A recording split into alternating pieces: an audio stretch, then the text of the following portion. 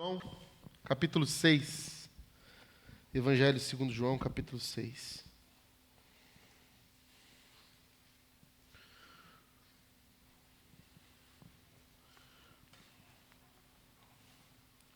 Eu quero ler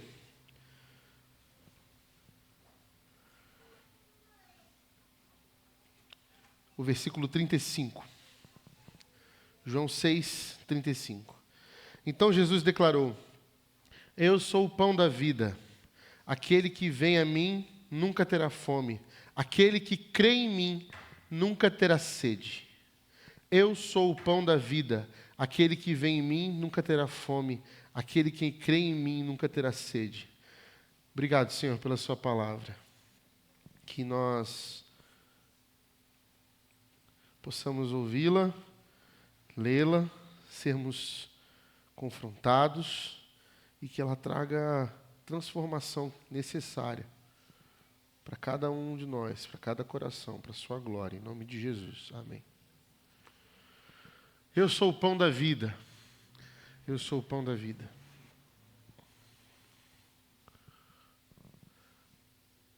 Desde o jardim, da queda do jardim do Éden, quando nós provamos da árvore do bem e do mal, existe uma característica muito importante neste desejo que faz com que a gente vá até certas coisas que não nos são lícitas. Quando o homem e a mulher decidem por experimentar o fruto da árvore, o fruto proibido, eles estão sob a tentação de ser igual a Deus. É isso que a serpente diz para eles. Eles falam assim: não, a gente não pode comer desse fruto porque se eu comer, certamente nós vamos morrer. Foi isso que Deus disse para nós. E a serpente disse para eles assim: não, vocês não vão morrer. Na verdade, vocês vão ser igual a Deus. E é essa frase, é esse tipo de afirmação, esse tipo de colocação da serpente que faz com que a mulher primeiro, depois o homem, se entreguem a este desejo de ser igual a Deus. E logo após isso, a gente percebe que há uma sucessão de fatos narrados não só biblicamente, mas na história da humanidade, que a gente vai perceber que o ser humano se tornou esta máquina de consumir coisas, de desejar coisas. Nos tornamos e assumimos essa personalidade que deseja infinitamente o mundo todo. Infinitamente tudo. Nós queremos tudo. E aí você pode dizer para mim assim: Rodrigo, eu não quero tanto assim não. Para mim, eu sou uma pessoa de desejos simples. Eu quero só uma coisinha aqui, uma coisinha ali. Sim, porque a gente também trabalha numa sociedade desigual, em que sonhos são frustrados e vontades são esmagadas. E a gente acaba se traumatizando numa delas, então a gente vai se conformando. Mas até na nossa conformidade, nós continuamos a desejar algumas coisas. Todas elas, principalmente todas elas, que não temos. E essa forma de desejar revela essa nossa natureza de constantemente estarmos insatisfeitos e de acharmos que sempre há algo melhor do que aquilo que nós temos. Sempre. As pessoas perguntam: mas por que ele quis mais do que aquilo que ele já tinha? Ele já tinha tudo, o que ele fez para poder fazer isso? Ele vivia tão bem, por que eles queriam mais do que aquilo? Da onde veio esse desejo? Vem dessa natureza que está em nós de consumir, de desejar ter o que não temos. E isso tem muito a ver com essa vontade de sermos deuses, de possuirmos sempre mais. Porque ser Deus também é um desejo de querer ser algo que nós não somos. E aí você vai dizer assim: bom, mas veja, tem gente que já conseguiu todo o dinheiro que tinha muito dinheiro e mesmo assim, ainda assim, se frustrou no final. Sim, a gente tem exemplos, não só bíblicos, né? A gente tem exemplos na nossa sociedade. Pessoas que chegaram no alto do muro que queriam, subiram lá e viram que era o muro errado. E que, na verdade, aquilo ali não satisfez em nada. E que ele achava que aquele desejo era o que saciaria de forma plena a sua vontade, aquilo que falta, e, na verdade, não foi. Não se saciou, não mudou, nada mudou. Nada mudou. Continuei desejando. Não mais o dinheiro, agora desejo tudo aquilo que o dinheiro oferece a partir dele. Seja fama, poder. E eu vou desejando, eu vou consumindo, eu vou querendo mais. Querendo ser algo que eu nem sei se eu nasci para ser ou se existe alguma coisa nesse sentido. E principalmente, nós desejamos a partir daquilo que nos intuem a desejar. Como assim, Rodrigo? Veja, nós nascemos numa sociedade, numa cultura, num lugar. E nesse lugar, nós sofremos influências daquilo que queremos ser ou desejamos ser. Hoje, por causa da internet, da hiperconexão, nós desejamos até muito mais fora do que a cultura pode nos mostrar. Se você pergunta para as crianças de cada geração, se você puder fazer esse tipo de experimento, e observar as reportagens e as pesquisas das crianças dos anos 90, o que elas queriam ser quando crescer, elas iam dizer, eu quero ser como Romário. No Brasil era assim, fazer gols decisivos, né? Eu quero ser como Ayrton Senna. Né? Eu quero ser um piloto, eu quero ser um jogador de futebol, eu quero ser... E aí passou-se o tempo, a gente achava que no Brasil era só futebol que ia reger a coisa. Quando vai chegando nas gerações agora, que estão muito tempo sem ganhar nada, a galera já não quer mais ser Neymar, não, a galera quer ser youtuber. A galera quer ser youtuber, a galera quer ser tiktoker, a galera quer ser influencer, blogueiro. Por que isso? Porque a sociedade que estamos também intui desejos na gente.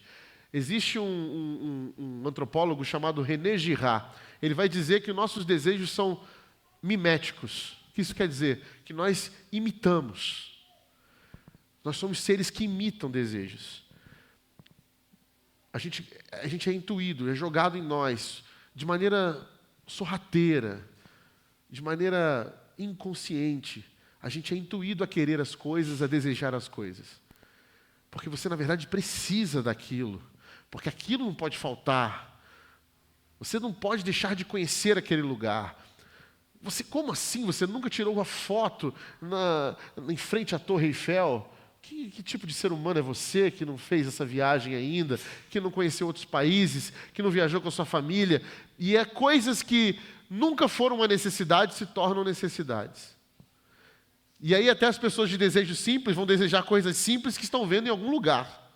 O que é um desejo simples? Eu gostaria de uma cabana na floresta. De onde veio esse desejo da cabana na floresta? De alguma coisa que você viu e que você gostou, que aquilo ali fez bem para você. Eu desejaria morar num lugar isolado e tal. Porque você viu algum lugar isolado que é bonito em alguma coisa e achou que aquilo ali era possível e aquilo ali te faz bem. Pode ser até um desejo que vai de contrário a todas as pessoas, mas alguém também que te inspirou, que viu e fez você desejar aquilo. E a gente tem desejos também de acordo com os gostos também. Pode ser que você não seja como o desejo do hype, né? Que eu vou desejar aquilo que todo mundo quer. Mas você vai desejar alguma coisa. E esse alguma coisa pode ser o que... Existem pessoas também que desejam contra aquilo que todo mundo quer. Por fim, a insatisfação é geral. Somos seres insatisfeitos. E somos seres que têm dificuldade de dizer quem somos. Geralmente relacionamos aquilo que somos com o que fazemos. Quem é você, Rodrigo? Eu sou pastor. Não, eu não sou pastor. Isso não é minha identidade. Isso é o que eu faço. Isso é o que eu fui chamado para fazer. Eu sou o Rodrigo, eu sou um filho amado de Deus. Salvo em Jesus Cristo. E tudo que cabe no Rodrigo, quem pode dizer mais do que o Rodrigo, senão o próprio Deus que me fez? Eu sou o quê? O que eu sou? E as insatisfações vão relacionando a nosso conceito de construir uma identidade com os desejos que queremos. Eu sou um colecionador, eu sou um viajante, eu sou um blogueiro, eu sou um jogador, eu sou um líder, Não é sobre o que fazemos. E por nós nos olharmos para essas coisas com desejo, nós também transformamos essas coisas nos nossos ídolos e nas nossas metas a ser alcançadas. E, inclusive, nos relacionamos com as pessoas a partir desses desejos. O que eu quero para a minha vida? Eu quero me casar com alguém que me faça feliz. Eu quero me casar com alguém que pense igual a mim, que divida os meus sonhos. Ou seja, eu começo a transformar também as pessoas em produtos na prateleira. As pessoas que eu quero construir uma vida junto, elas precisam também carregar algumas qualidades daquelas que eu seja, que são imprescindíveis para que a minha caminhada seja satisfeita. Eu também começo a desejar uma fé que responda às perguntas mais importantes da minha vida. Um Deus que me dê aquilo que me sacia. Quem nunca teve um testemunho muito radical, né? Às vezes, quando eu era adolescente, eu ia para aqueles congressos de adolescente e botava aqueles caras que eram ex-assassino, ex-drogado, ex-tal, ex-tudo. Fui no inferno 7 vezes e voltei. Essas são aquelas coisas, né, que tinha testemunho. E aí os adolescentes lotavam aquilo, né? E o cara geralmente pregava nas trombetas do Apocalipse, você saía de lá assim, ó, né? E aí você falava, caramba, e qual é o seu testemunho, Rodrigo? Eu nasci na igreja, né? Sei nem se eu sou crente agora, depois que eu vi esse cara, né? E aí a gente falava o quê? Não, eu lembro que o pastor uma vez falou assim, calma, Rodrigão, você, antes de conhecer Jesus, tinha um vazio no seu peito. E aí depois, Jesus preencheu esse vazio. Olha, nossa, agora eu tenho um testemunho agora, posso dar um testemunho, né? E aí eu comecei a falar isso, sabe, Rafa? Eu era um cara que tinha um vazio no meu peito, mas agora Jesus preencheu o meu vazio. É mesmo? E aí? E aí que eu continuo insatisfeito. Eu continuo jogando os meus desejos em cima das pessoas que eu amo. Eu continuo querendo consumir, ter coisas, alcançar objetivos que vão dizer para mim quem eu sou. Mas Jesus não te satisfez, Rodrigo? Por que você quer comprar coisas, ter coisas que você não tem? Você não está satisfeito? Viajar para lugares que você não conhece? Para que isso? Por que você quer isso? Você não está satisfeito? Por que você quer trocar de carro? Por que você quer trocar de casa? Por que você quer fazer uma viagem em família? Às vezes eu converso com a Priscila e falo assim, o meu pai era um cara de muitos privilégios, e dava muitos privilégios para a gente quando a gente era pequeno. Então eu fui uma criança muito privilegiada, conheci muitos lugares, meu pai levava a gente para viajar, e nós éramos em 6, e meu pai levava todo mundo para viajar, tudo mais. E uma das coisas que ele fazia mais era viajar de carro e levava a gente para hotéis fazenda, por aí, né? Tudo que era. E eu fico olhando hoje, caçando preço na internet de hotel fazenda, eu falo, como meu pai levou 6 crianças para hotel fazenda? Misericórdia, gente. Né? Que orçamento era esse, pai? Né? Eu estou com 3 e estou tendo dificuldade aqui na metade. Né? E eu fico falando para ela assim, a gente precisa ir para um hotel fazenda? Ela olhou para mim, mas por que a gente precisa ir para um hotel fazenda? Porque eu ia, né? E a gente fica nessa coisa, não tô, né? Da onde veio isso? Quem colocou isso dentro de nós? Por que isso é uma necessidade? Se eu virar para a Ana Luísa e falar para ela assim, olha, isso aqui é um hotel fazenda lá. Legal esse lugar aqui, né? Agora, se eu chegar na casa dos meus pais e falar assim, você prefere ir para o hotel fazenda ou para a casa da montanha da vovó e do vovô? Casa da vovó e do vovô. Não está nem aí para o hotel fazenda. Ela não sabe nem o que é hotel e nem o que é fazenda direito. Até porque se ela vai na fazenda, ela tem que ter bicho, tem que ter lhama, né? Cabrito, bode. Né? E aí vai para o hotel fazenda que tem o quê? Piscina e toboágua. Ela fala assim, isso aqui não é uma fazenda. Mas alguma coisa vai ser colocada dentro dela, como foi dentro de mim, de alguma forma, e a gente vai desejar. E por que eu continuo insatisfeito? Jesus não preencheu, Márcia, o vazio que estava no meu coração. Eu venho no culto, eu preciso do culto agora. Ai, como o culto me satisfaz, a celebração, as músicas. Ai, isso aqui é bom, eu saio cheio. E na segunda-feira eu já estou lá, que eu não morri dormindo? Somos seres desejantes, insatisfeitos. Tudo para nós é pouco. O mundo não é o bastante. É pouco. Ah, pastor, se eu tivesse mais. Ah, se eu pudesse ter mais. Aí sim eu faria. Se minha casa fosse desse jeito. Se eu tivesse aquele carro. Se eu pudesse fazer aquilo. Uma vez perguntaram para mim assim, caramba, você viu que divulgaram o tanto de dívida que tinha o Michael Jackson quando morreu? Pô, um cara cheio de dinheiro, como que ele tinha tanta dívida? Porque a gente sempre quer mais. E mesmo que você não tenha dívidas com muito dinheiro ou pouco dinheiro, provavelmente você tem dívidas com os seus desejos. Coisas que você guarda ali e que te perturbam, porque você continua vivendo à mercê, escravo de coisas que são desejantes, porque nós somos esses seres desejosos. Desde que nós fomos expulsos do jardim, nós percebemos que nessa terra não tem fruta gostosa para todo mundo. E agora a gente começou a sobreviver. Eu primeiro, eu em segundo, eu em terceiro. Não é assim? E até isso começou a se tornar um discurso agora dos coaches, né? Você precisa se amar primeiro, né? Se ame, né? Se mime, se cuide. Não se cuidar, ok. Mas se cuidar em que sentido? Porque a gente está se amando demais.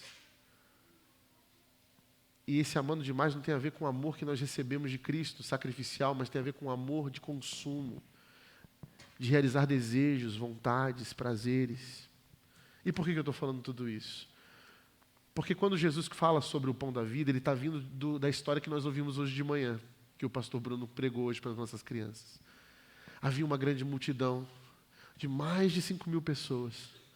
E essas pessoas estavam seguindo a Jesus, porque Jesus podia oferecer algo para elas. Algo que elas não sabiam o que, mas todas carregavam desejos. E Jesus, pelo jeito, né, curava, libertava, realizava alguns desejos. Então, assim como um gênio da lâmpada, as pessoas buscavam Jesus. Vamos ouvir o que esse homem tem para falar. Vai que eu consigo encostar nele. Vai que eu consigo falar com ele. Vai que ele faz alguma coisa e muda tudo. Porque era um povo oprimido, um povo marginalizado, um povo sofrido, um povo sedento. E via ali uma esperança no meio dos judeus que falava com eles. Ele tem poder. Eu ouvi falar. Sabe aqueles boatos que a gente escuta? Tinha fake news naquela época também. Eu ouvi que ele fez aquilo lá e fez aquilo lá. Eu ouvi que ele levantou uma casa no ar e deu 3 rodopias. Eu ouvi que ele curou 3 de uma vez só fazendo assim. Eu vi que ele mandou 3 soldados romanos para o espaço, sem ele nem viu. Devia ter de tudo ali no meio. Era uma multidão. Imagina quanto de fofoca não tinha.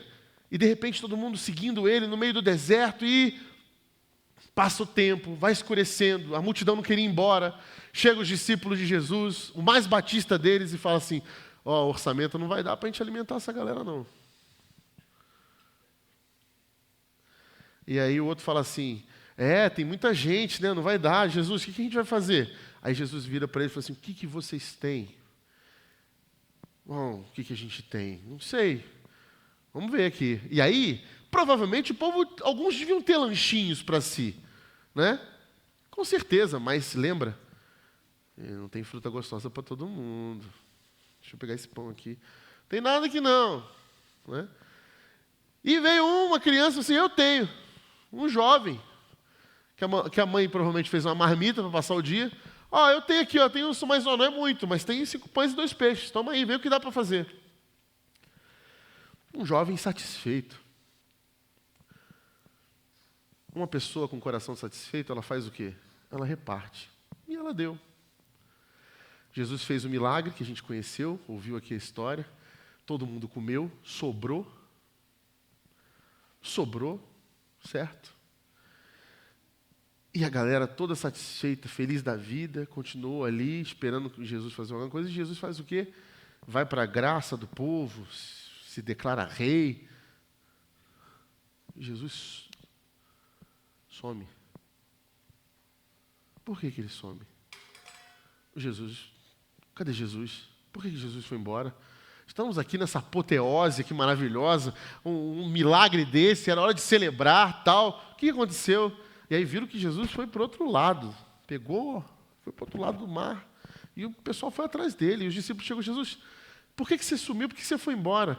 E ele fala assim, eu fui embora porque esse povo não entendeu os meus sinais milagrosos. Eles não estão atrás de sinais milagrosos. E por que Jesus faz sinais milagrosos?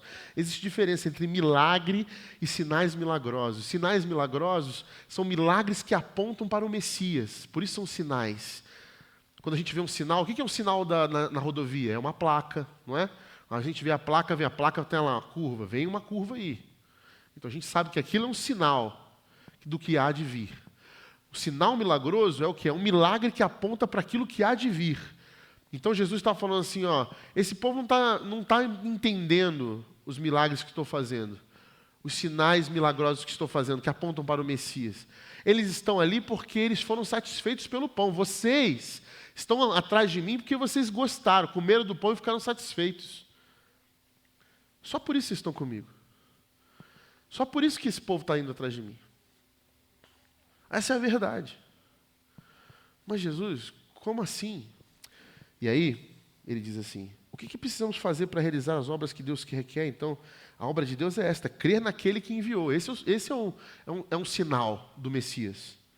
Então perguntaram, que sinal milagroso mostrará para que vejamos e creamos em ti? Que farás? Os nossos antepassados comeram o maná do deserto, como está escrito, ele lhes deu a comer o pão dos céus.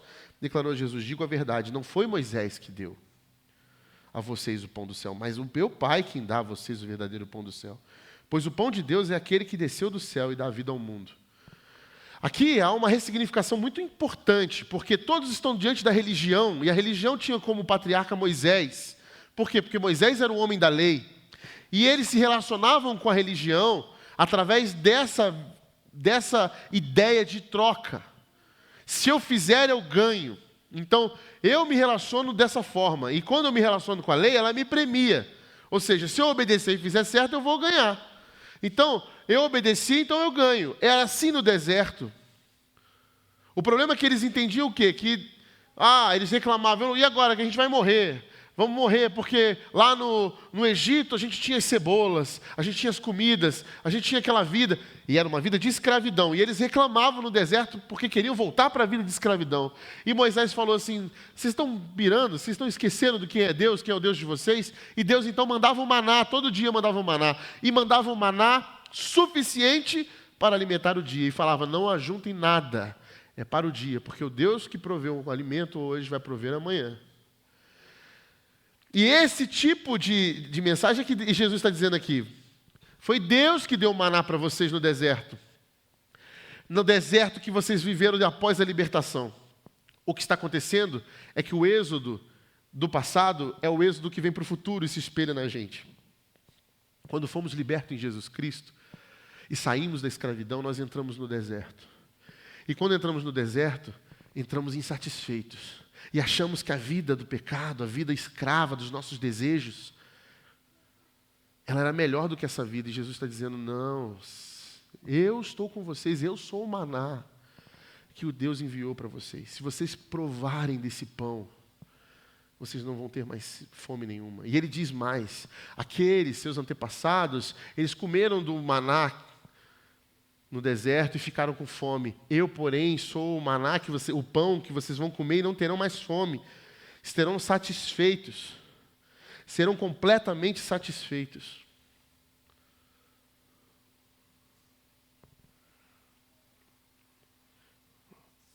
Mas a mensagem de Jesus não era muito bonita para eles. Porque eles disseram assim, Senhor, dá-nos sempre desse pão então. Dá-nos sempre desse pão. Eles continuaram com a ideia de que Jesus era um gênio da lâmpada, que estava lá para satisfazer os desejos e dar sempre daquilo, fornecer sempre o que tinha. Eu sou o pão da vida, aquele que vem em mim nunca terá fome, aquele que crê em mim nunca terá sede, mas como eu disse, vocês me viram, mas ainda não creem. Porque ele estava percebendo que a fala dos discípulos era ainda de subserviência. Eu estou buscando algo. Eu venho aqui para a igreja, eu venho para essa reunião, eu estou buscando algo. O que você está buscando? Algo para si? Algo que satisfaça você? Algo que traga apenas satisfação? Eu saí desse culto, que bênção, estou bem agora. Enchi o meu copo espiritual, agora estou pronto para a semana. Agora eu estava tão pesado, mas agora eu vim para a igreja e aliviei as minhas energias, quase com um esoterismo gospel. E agora estou bem, posso seguir bem, pleno. Eu pastei em verdes pastos naquela mensagem. A gente não percebe, mas a gente transformou a nossa fé em consumo e está como um produto nas prateleiras. As igrejas se parecem mais com shoppings hoje do que com igrejas. E eu não estou falando sobre estrutura arquitetônica, eu estou falando sobre oferta de produtos. Um bom culto, um bom louvor, uma boa estética. Isso não tem a ver com a estética que você escolhe, clássica, moderna. Isso tem a ver com o coração que você consome aquilo. Eu estou indo assistir um culto ou estou indo prestar um culto. O meu coração vai em busca de algo que satisfaça o meu desejo de estar legitimado por alguém. As minhas vontades, os meus desejos, as minhas opiniões estão ali sendo satisfeitas e legitimadas. E quando sou exortado, apesar de reconhecer que sou exortado, nossa, hoje a mensagem foi para mim, o que eu faço a partir disso? Porque Jesus está dizendo que quem come desse pão é transformado num ser que não está mais contente com o seu status quo. Eu não tenho mais negócios com esse meu desejo, porque esse meu desejo me leva a ser quem eu não sou. Eu entendi quem eu sou. Eu sou um filho amado. Eu sou salvo em Jesus Cristo. E eu preciso comer deste pão. A mensagem que Jesus fala aqui, que os discípulos chamam de pesada, é que ele fala, esse pão é o meu corpo, é a minha carne. Quem não comer da minha carne, não beber do meu sangue, não tem parte comigo. Aí os discípulos falam assim, isso é antropofagia, o que aconteceu aqui? Que pesado isso aí. Sim, Jesus está dizendo o quê? Que você precisa encarnar o meu corpo em você, sou eu em você, eu dentro de você, eu a partir de você. Se você não entender isso, se o meu sangue não correr nas suas veias, se a minha carne não correr dentro de você, dentro das suas vontades, você não será liberto. Você todo dia vai querer o maná que cai dos céus. E eu que sou o pão da vida, estarei aqui do seu lado, e você não vai ver, você não vai provar. E vocês vão morrer. E aí ele fala sobre vida eterna.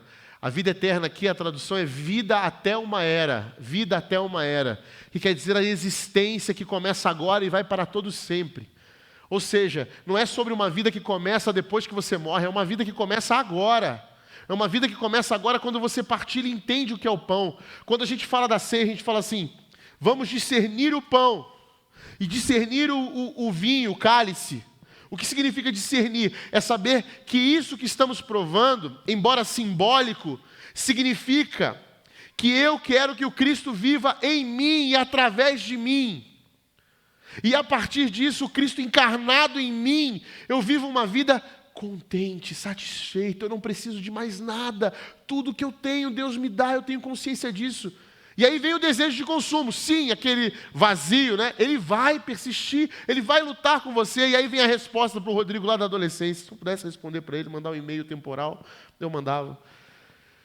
Não é que esse buraco vai sair, ele vai tentar abrir toda hora, mas você vai dizer para ele assim, não, eu já tenho o que eu preciso. Eu não preciso mais disso. Eu encontrei o Cristo, e Ele me ofereceu, e o que Ele me ofereceu, Ele é. Ele é. Ele é tudo o que eu preciso. Como assim, Rodrigo? Eu estou em paz. E é por isso que os crentes em Jesus, meus irmãos, minhas irmãs, eles conseguem atravessar o vale da sombra da morte com fé e esperança. Não é porque nós estamos blindados, sabendo que, nossa, que nós vamos triunfar no final. Não, porque nós estamos em paz. Porque nós sabemos que a vida eterna, a vida desta era, é uma vida mais que abundante sobre todas as coisas. Por quê? Porque Cristo está conosco. O privilégio de andar com o dono da vida. Eu sou o pão da vida. Essa afirmação ela é poderosíssima. Jesus não faz por acaso nenhuma declaração. Eu sou. Vocês já ouviram essa expressão em algum lugar? Eu sou. Já ouviram? Sim, é referência lá atrás. Se você pega a palavra grega que é usada aqui, o grego geralmente ele engole o pronome. Aqui não, aqui a escrita mantém o pronome, porque ele está fazendo uma referência direta à identidade de Deus. Quem eu digo que tu és, Senhor? Diga que eu sou o que sou. E Jesus está dizendo, eu sou. Eu sou. E o que isso está dizendo para nós? O que revela para nós? O Deus, Criador de todas as coisas, dono do ouro e da prata, está conosco. É presente, é carne e osso. Vive as nossas tentações, vive os nossos desejos, vive as nossas fomes, as nossas misérias, as nossas precariedades. Vive, sente conosco, o Deus conosco. E isso já é motivo de maravilha, estamos maravilhados. Um Deus que pisou no solo da nossa precariedade, das nossas mazelas, das nossas dores.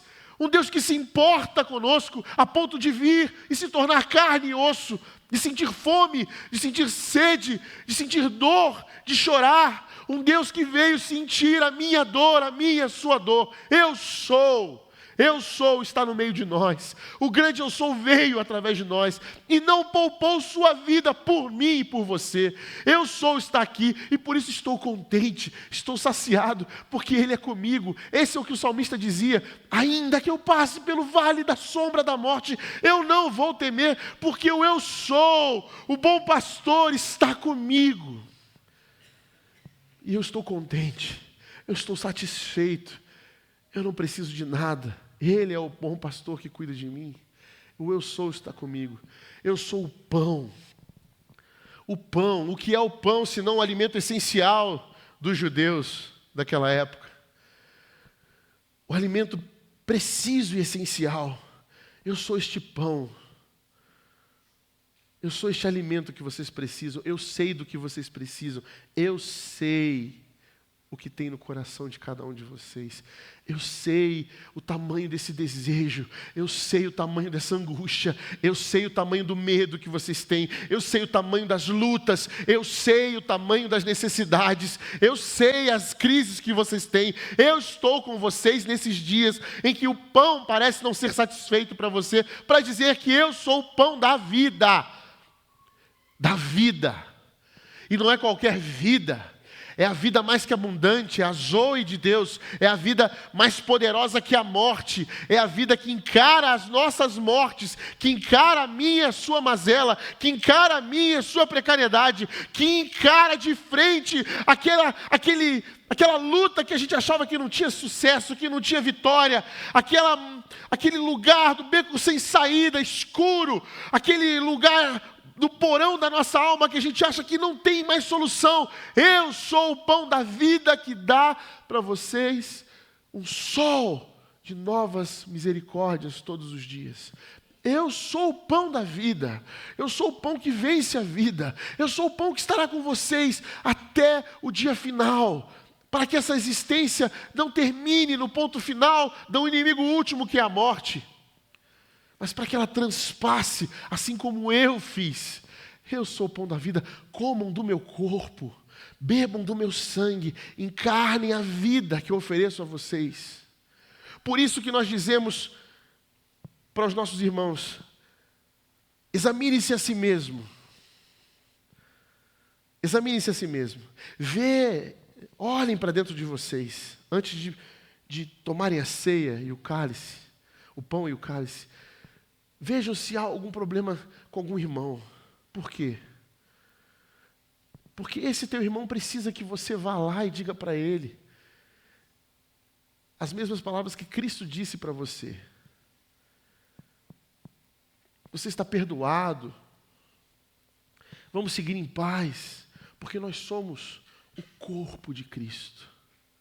Porque quando eu como do corpo de Cristo, eu me torno o corpo de Cristo. E o que é o corpo de Cristo, senão a igreja?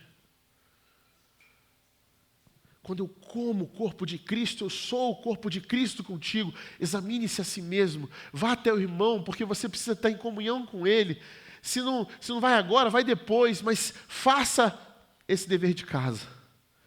Não deixe isso passar. Mas de maneira nenhuma, em hipótese alguma, deixe de comer da ceia. Eu cresci numa igreja em que as pessoas achavam que por ter pecado não poderiam ceiar, ou por estar em pecado não poderiam ceiar. Vi muita gente falar isso. E um dia um pastor, aqui em São Paulo, falou uma coisa que eu lembro até hoje. Ele disse assim: se algum dia vocês se acharem merecedores de tomar a ceia, nesse dia, não tomem a ceia. Porque a ceia é feita para quem não merece. Porque ela é lugar da redenção e da comunhão. Porque foi por doentes, pecadores, miseráveis, que Jesus partiu o seu corpo e derramou o seu sangue. Não foi para gente que se acha capaz de tomar a ceia porque está bem. Não. Nós tomamos a ceia porque o Cristo nos chamou à mesa, pecadores, precários, caídos, doentes. E para um monte de fariseu que estava dizendo coisa, ele falou assim: eu não vim para vocês. Eu vim para quem está doente. Vocês estão saudáveis? Mas vocês, esses flagelados, miseráveis, pecadores, que se reconhecem na sua situação, tomem assento, partam o meu corpo, comam do meu corpo, bebam do meu sangue, porque eu sou o pão da vida. E só quem precisa do pão da vida é esses que sabem que não podem vencer a morte sozinhos, mas que encontraram no Cristo aquilo que Ele oferece, é que Ele é. Eu sou o pão da vida. E ele termina o capítulo 6 com uma reação muito interessante. Jesus disse isso tudo, e os discípulos, diz a Bíblia, ao ouvirem isso, muitos dos seus discípulos, versículo 60, lhes disseram: dura é essa palavra, quem pode suportá-la? Sabendo em seu íntimo que os seus discípulos estavam se queixando do que ouviram, Jesus lhe disse: isso os escandaliza? O que acontecerá se vocês virem o Filho do Homem subir para onde estava antes, o Espírito da vida, e a carne não produz nada que se aproveite? As palavras que eu disse são espírito e vida, contudo, há alguns de vocês que não creem. Jesus sabia desde o princípio deles que não criam e o que iria o trair, e prosseguiu: é por isso que eu disse a vocês que ninguém pode vir a mim, a não ser que isso lhe seja dado pelo Pai. Daquela hora em diante, muitos dos seus discípulos voltaram atrás e deixaram de segui-lo novamente.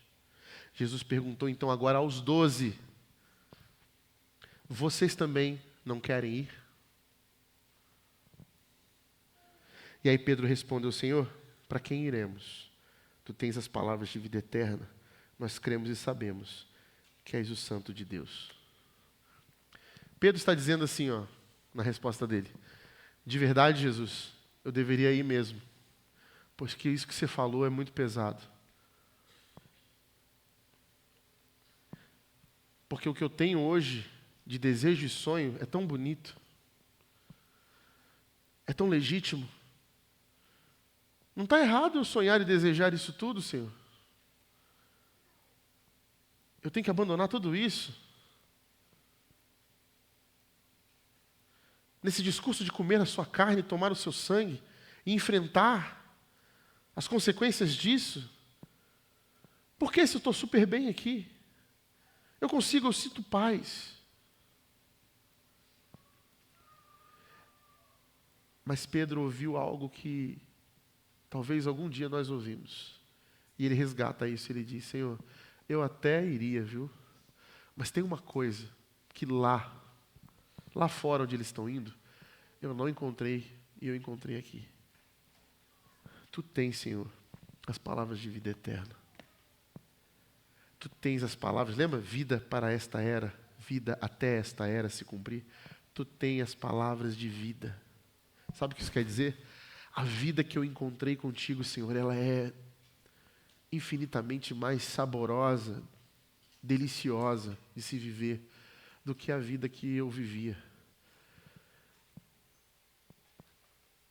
Esse deserto que a gente está passando aqui, ele só é mais bonito porque eu ouvi da tua boca as palavras mais belas que encheram a minha alma. Desde que eu encontrei o Senhor, o céu é mais bonito. Eu vejo a criação e eu me emociono. Eu olho para os meus filhos e eu vejo o Senhor. Eu consigo perdoar. Eu não conseguia. Senhor, eu não conseguia perdoar. Eu consigo reconhecer os meus erros. Eu não enxergava o quão violento eu era, Senhor. Senhor, desde que eu encontrei o Senhor, eu percebi que viver a mentira é tão ruim, Senhor. E que a verdade que o Senhor encheu meu coração me libertou.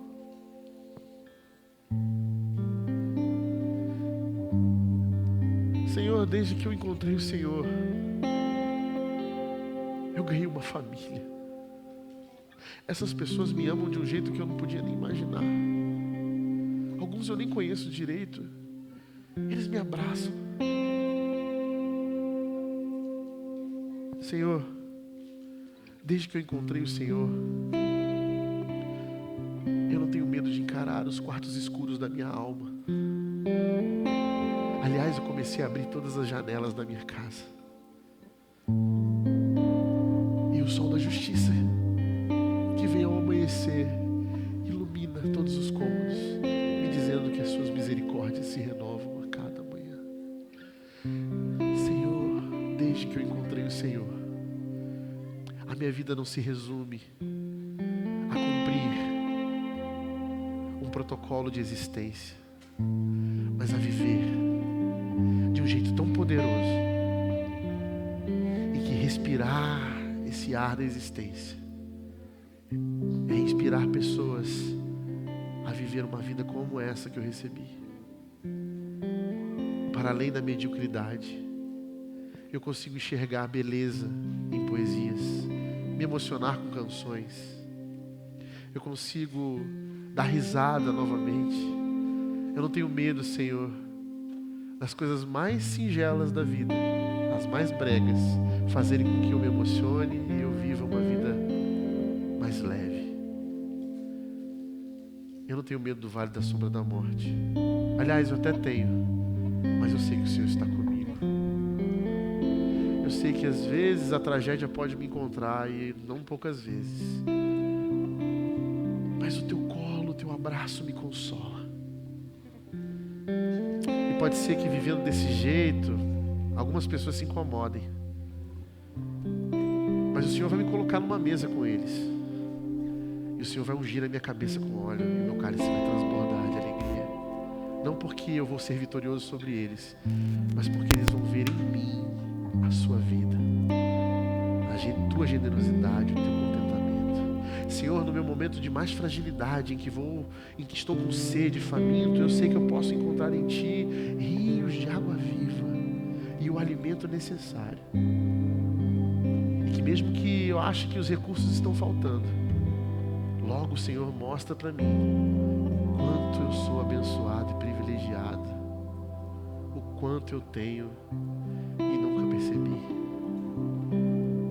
Senhor, e mesmo nas minhas crises de fé, em mais angustiantes noites, em claro, com dúvidas, eu vou dobrar os meus joelhos, porque eu sei, Senhor, que o Senhor um dia mandou a sua misericórdia, a sua bondade correrem atrás de mim, e eu habitarei na sua casa todos os dias da minha vida, porque o Senhor é o meu pastor, de nada me falta, porque o Senhor é o pão da vida. estou vivo, porque provei do seu pão.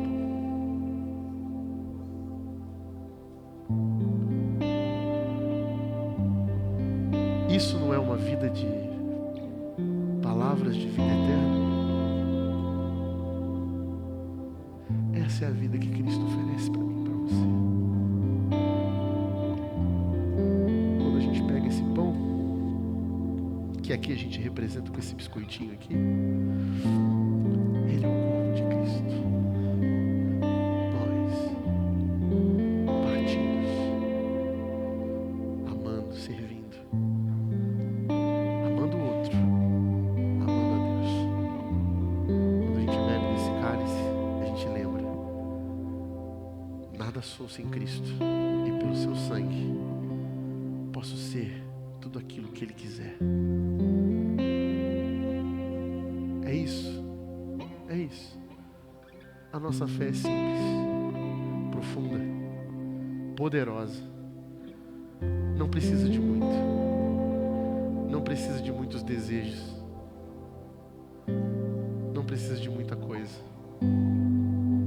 Porque Jesus já fez tudo para que a gente possa ter tudo nele e estar satisfeitos.